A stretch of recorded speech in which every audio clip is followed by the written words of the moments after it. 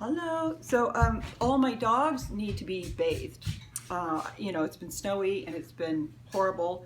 And so before I bathe them, I always make sure they've been brushed out. And I have honestly have not brushed Snowy here for quite some time. So, and I'm talking probably a few weeks.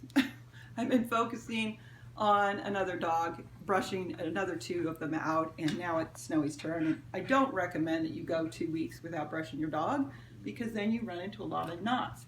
But anyway, so the first thing I do, as I mentioned before, is I want Snowy to, um, you know, see that brushing is a very comfortable thing. And honestly, I have not been using this brush with her much, and she's getting distracted by the dogs playing here.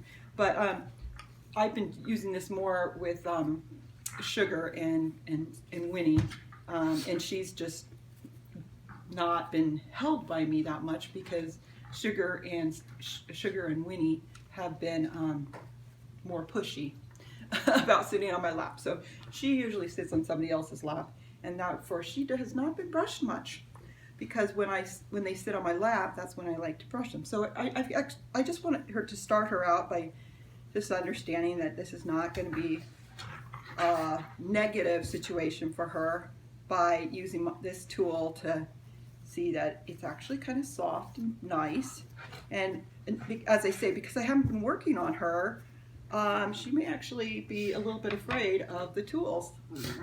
But because, as I say, I've had a problem of being in a rush, and then they start, see, she just yawned. That's kind of a little bit of anxiety as soon as I start brushing. But what I'm doing when I'm brushing with this now, I'm starting to be like, I really have to be careful not to, I'm just very gently, like I'll run it on my hand first to feel what light pressure you put. Now, if you come into a knot or a situation where you're feeling knots and and it's resisting, then instead of going against her skin, if you push on your skin, that's really going to hurt.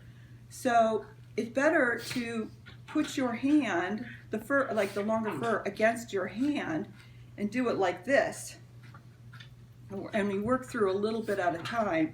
And when you think you might have pulled out a lot of those knots or broken most of them up, wait, sweetie, she wants to go play because the other ones are wrestling there and she wants to do that. Then you could take your greyhound comb and just slowly pull a little bit back at a time and see if you've missed anything. And that's always the second step that you should do after brushing. Okay, so here I just found a knot here, and it's a pretty bad one. And I can see that it's not going to come out with brushing.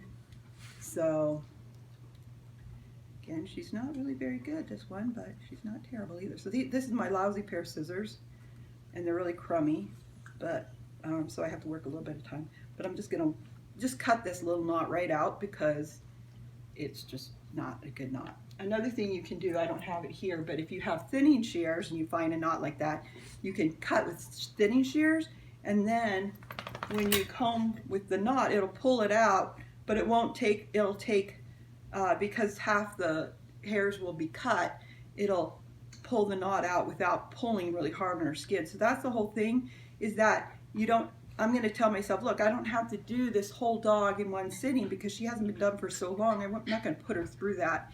Instead, I'm going to just do a little bit at a time and then always finish with a nice brush so that the reward for her, I'm not going to have to treat her or anything, but the reward for her will be that she gets to be softly brushed, which is kind of for her like being petted.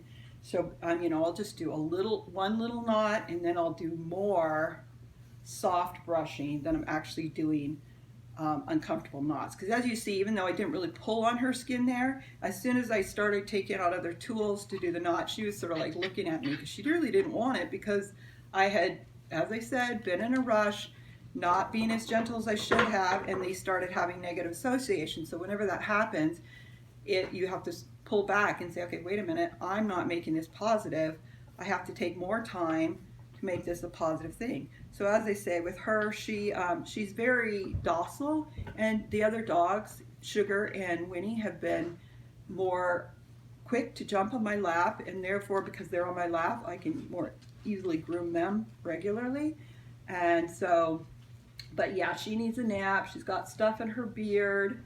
She's kind of not at her best right now, but you know, I don't want to bathe her and then make any knots or mats even worse than they were before. So anyway, I'm sure some of you are much better at this than I am, because you may only have one dog, and some dogs have been great for me, and others, if I haven't worked at it as much at being, you know, what's the word?